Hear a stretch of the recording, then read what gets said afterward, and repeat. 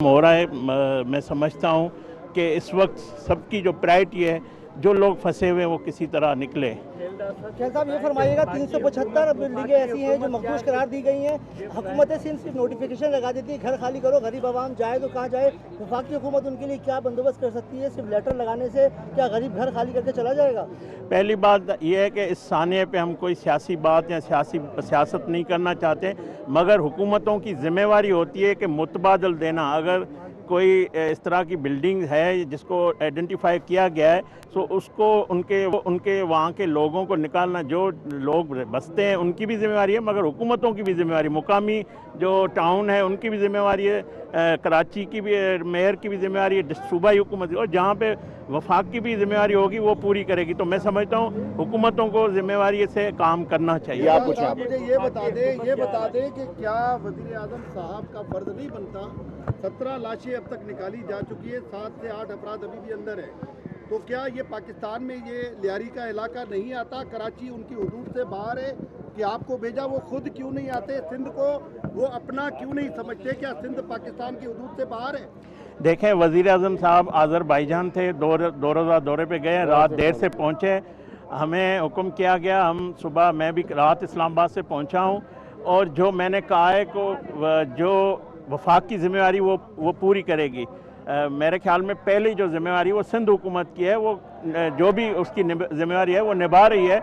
इस वक्त हम इस तरह की बातें ना करें तो बेहतर है। मैं समझता हूँ हमारी सबकी ये कोशिश होनी चाहिए, क्योंकि यहाँ पे रेस्क्यू भी जारी है। एक जो जान है वो कीमती है। पहले तो ये उसके बाद इस पे बात की जाती है कि किसकी गफलत है, क्या होना चाहिए। अब ज़ाहिर जब सानियात हो जाते हैं तो फिर हम ये प्लानिंग भी बाद में होती है। उसूलन जो आप कह रहे हैं मुतबादल पहले देना चाहिए था, यहाँ से लोगों को निकालना चाहिए था, और भी जो बिल्डिंग है कोई और सानिया हो उससे पहले इकदाम करने चाहिए। और हम वज़ीर आला सिंध से भी बात करेंगे। अगर लाहौर में होता तो वो आ जाते, यहाँ नहीं आते वो। देखें, ये सूबा सिंध भी पाकिस्तान है।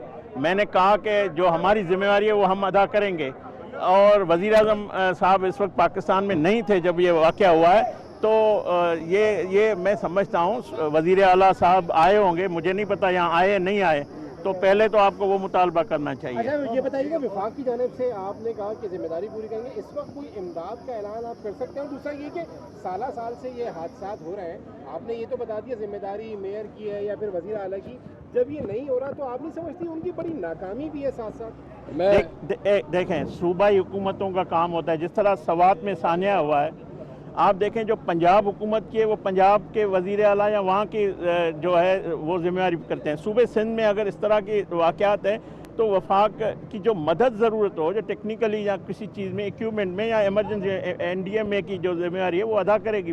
तो मैं समझता हूँ इस पर रेस्क्यू काम जारी है। इस वक्त हम ये सवाल उठाने के बजाय लोगों को महफूज निकालें, ये पहली हमारी प्रायोरिटी होनी चाहिए। निहाल भाई, thank you very much, thank you. इसमें हम 2 मुतालबा ज़रूर रखेंगे। नंबर 1 ये है कि इसकी मुकम्मल इंक्वायरी ज़रूर होनी चाहिए, क्योंकि आप ये देखते हैं कि पंजाब में अगर कोई भी इस किस्म का वाक़या होता है तो ना सिर्फ वज़ीर आला वहाँ पहुँचती हैं बल्कि हम इंक्वायरी भी करवाते हैं। तो ये जो इतना बड़ा सानिया हुआ है, हम इसको इतना ईजी नहीं ले सकते। लाजमी बात है इसमें कोई ना कोई।